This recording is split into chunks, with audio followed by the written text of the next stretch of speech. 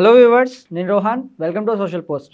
APPSC, TGPSC, banking, army jobs వీటన్నింటికి ఎలా prepare అవ్వాలి, వాటి నోటిఫికేషన్ ఎప్పుడుందో ఈ వీడియోలో తెలుసుకుందాం. ఈరోజు మనతో పాటు జియోగ్రఫీ ఫ్యాకల్టీ సుధాకర్ గారు ఉన్నారు. సార్తో మాట్లాడదాం. హలో సుధాకర్ గారు.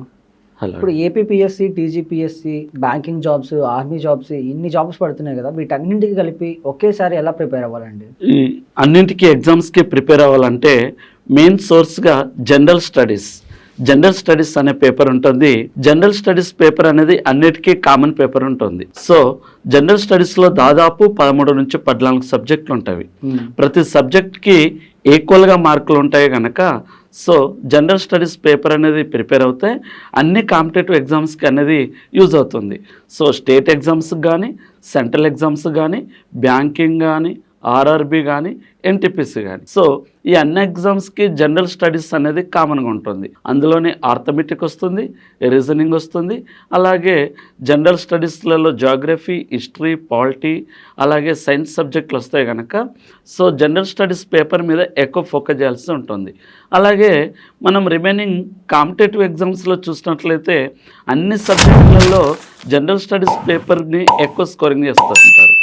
సో జనరల్ స్టడీస్ పేపర్లో ఎగ్జామ్స్లలో ఒక్కొక్కరికి ఒక్కొక్క సబ్జెక్ట్ మీద పట్టు ఉంటుంది కనుక సో జనరల్ స్టడీస్ పేపర్ అనేదే జాబ్కి కీలకంగా చెప్పుకోవచ్చు. ఎందుకంటే కొంతమంది ఆర్ట్స్ స్టూడెంట్స్ ఉంటారు, వాళ్ళకి మ్యాథ్స్ అంటే భయం కనుక సో వాళ్ళు ఆర్ట్స్లలో ఎక్కువగా అంటే జాగ్రఫీ, హిస్టరీ, పాలిటీ పైన ఎక్కువ స్కోరింగ్ చేస్తారు. అలాగే మరి సైన్స్ స్టూడెంట్స్కి వాళ్ళకి ఆర్ట్స్ రాదు కనుక వాళ్ళు సైన్స్ మీద ఫోకస్ చేస్తారు. సో మ్యాథ్స్ స్టూడెంట్స్కి అంటే ఎంపీసీ కానీ, బిఎస్సీ ఎంపీసీ వాళ్ళు కానీ మ్యాథ్స్ స్టూడెంట్స్కి మ్యాథ్స్ ఎక్కువగా పట్టు ఉంటుంది కనుక సో వాళ్ళు మ్యాథ్స్ మీద ఫోకస్ చేస్తారు. సో మ్యాథ్స్ వచ్చిన వాళ్ళకి సైన్స్ మీద కొంచెం కష్టంగా ఉంటుంది, అలాగే ఆర్ట్స్ వాళ్ళకి సైన్స్ మీద కష్టంగా ఉంటుంది కనుక జనరల్ స్టడీస్ పేపర్ అనేది ఫుల్గా అంటే 150కి 150 మార్క్స్ ఎవరు సాధించలేరు. సో అన్నిటికీ కామన్గా ప్రిపేర్ అవ్వాలంటే ఫస్ట్ కీలకం జనరల్ స్టడీస్ పేపర్ అనేది. సో రిమైనింగ్ గ్రూప్ 2 కానీ, గ్రూప్ 3 కానీ 4 పేపర్లలో జాబ్ కీలకంగా మారేది అనేది general studies paper. So general studies paper మీద ఎక్కువ ఫోకస్ చేసినట్లయితే మిగతా అన్ని కాంపిటేటివ్ ఎగ్జామ్స్కి ఇది యూజ్ అవుతుంది. సో జనరల్ స్టడీస్ మీద ఎక్కువ ఫోకస్ చేయాలండి. ఈ జాబ్స్ ఏవైతే ఉన్నాయో వీటన్నిటిని జాబ్ క్యాలెండర్ చూసి దానికి అనుగుణంగా ప్రిపేర్ అవ్వడం ఎంత ఇంపార్టెంట్ అండి? సో జాబ్ క్యాలెండర్ అనేది ఇప్పుడు రీసెంట్లీ ఆంధ్రప్రదేశ్ గవర్నమెంట్ అనౌన్స్ చేసింది ఉగాదికి జాబ్ క్యాలెండర్ అని. సో జాబ్ క్యాలెండర్ మీద ఎలా అవగాహన ఉండాలంటే జాబ్ క్యాలెండర్ అనేది దాదాపుగా ఒక సంవత్సరంలో ఏ నోటిఫికేషన్లు ఇస్తాము, ఏ నోటిఫికేషన్ నుంచి ఎగ్జామ్ వరకు ఎంత సమయం ఉంటుంది, ఇలాంటి వాటిపైన ముందే డేట్స్ ఫిక్స్ చేసి అనేది ఇవ్వడం జరుగుతుంది. సో జాబ్ క్యాలెండర్ ఇస్తే ఏమవుతుందంటే దాన్ని అనుసంధానంగా చేసుకొని ప్రిపేర్ అవ్వాల్సి ఉంటుంది.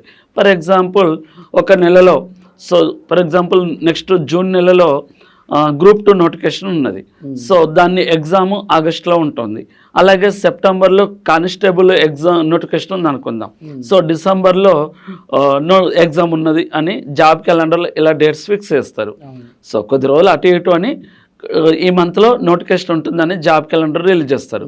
అప్పుడు వ్యక్తికి ఏమొస్తుంది, సో జూన్ నుంచి డిసెంబర్ వరకు ప్రిపరేషన్ అనేది కంటిన్యూషన్ చేస్తే ఫస్ట్ గ్రూప్స్ నోటిఫికేషన్ కంటిన్యూషన్గా ప్రిపేర్ అవుతూ అలాగే డిసెంబర్ వరకు కానిస్టేబుల్ ఎగ్జామ్ వరకు ప్రిపేర్ అవుతూ ఉంటుండు. అలా జాబ్ క్యాలెండర్లో ఒక సంవత్సర కాలంలో లేదా ఒక 1.5 year కాలంలో ఒక 4 లేదా 5 రకాల నోటిఫికేషన్లు ఇస్తే అభ్యర్థి అనేది కంటిన్యూషన్గా ప్రిపేర్ అవ్వడం జరుగుతూ ఉంటుంది. ఇలా ప్రిపేర్ అవుతూ కంటిన్యూషన్ ఉండడం వల్ల ఒక ఎగ్జామ్ రాకపోయినా ఇంకొక ఎగ్జామ్లో అయినా కూడా విజయం సాధించవచ్చు. సో అలా జాబ్ క్యాలెండర్ అవగాహన చేసుకొని, ఎందుకంటే మనం ఇంతకుముందు చెప్పుకున్నట్టుగా అన్ని ఎగ్జామ్స్కి జనరల్ స్టడీస్ పేపర్ అనేది కామన్గా అంటున్నాం. సో ఇలా జాబ్ క్యాలెండర్ అనేది ఏ అభ్యర్థి అయినా కానీ కంటిన్యూషన్ ప్రిపరేషన్ అనేది ఉండాలి. కానీ ఇటీవల కాలంలో చూస్తున్నాం ఒక అభ్యర్థి నోటిఫికేషన్ వచ్చిన తర్వాతనే మాత్రమే ప్రిపరేషన్ స్టార్ట్ చేస్తున్నాడు. అదేవిధంగా జాబ్ క్యాలెండర్ అనేది ప్లానింగ్ అనేది ఉంటే సంవత్సరంలో ఒక 4 రకాల నోటిఫికేషన్లు వస్తున్నాయంటే దానిపైన కంటిన్యూషన్ ప్రిపేర్ అయి ఉండడం వల్ల మొదటి నోటిఫికేషన్లో జాబ్ తప్పినా రెండవ నోటిఫికేషన్ వరకైనా ఉద్యోగం సాధించడానికి ఈజీగా ఉంటుంది. సో ప్రిపరేషన్ అనేది కంటిన్యూషన్ అనేది అవుతుంది కనుక సో అప్పుడు ఆ విధంగా సబ్జెక్టు పైన పట్టు సాధించి ఉద్యోగం ఏదైనా ఒకటి అనేది సాధిస్తాడు.